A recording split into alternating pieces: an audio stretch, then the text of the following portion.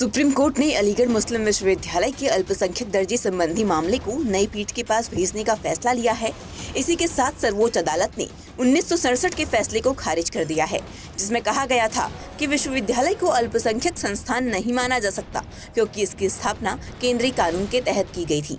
CJI D Y Chandrachud ने बहुमत का फैसला सुनाते हुए एएमयू के अल्पसंख्यक दर्जे के मुद्दे पर विचार के लिए मानदंड निर्धारित किए। अब अलीगढ़ मुस्लिम विश्वविद्यालय अल्पसंख्यक संस्थान है या नहीं, इसका फैसला सुप्रीम कोर्ट की 3 जजों की बेंच करेगी। हालांकि आज सुप्रीम कोर्ट के 7 जजों की बेंच ने 4:3 के बहुमत से 1967 के अजीत बासा फैसले को पलट दिया है।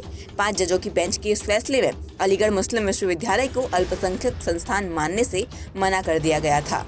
इस फैसले को पलट दिए जाने से एएमयू के लिए अल्पसंख्यक दर्जा चाह रहे लोगों को बड़ी राहत मिली है।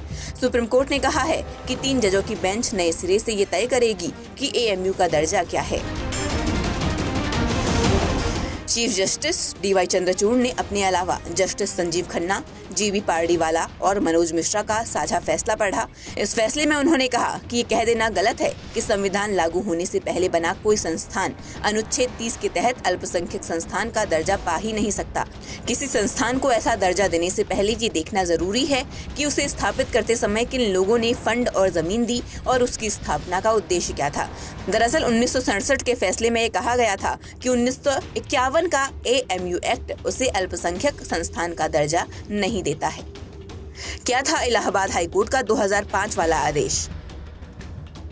1967 के फैसले को आधार बनाते हुए 2005 में इलाहाबाद हाईकोर्ट ने एएमयू को अल्पसंख्यक संस्थान मानने से मना कर दिया था।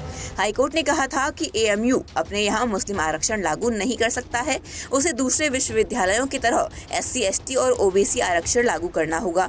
इसके खिलाफ सुप्रीम कोर्ट पहुंचे एएमयू ओल्ड बॉयज एसोसिएशन समेत दूसरे याचिकाकर्ताओं का कहना था कि 1981 में एएमयू एक्ट में केंद्र सरकार ने बदलाव किया था। इसके चलते 1967 का फैसला अब मान्य नहीं है।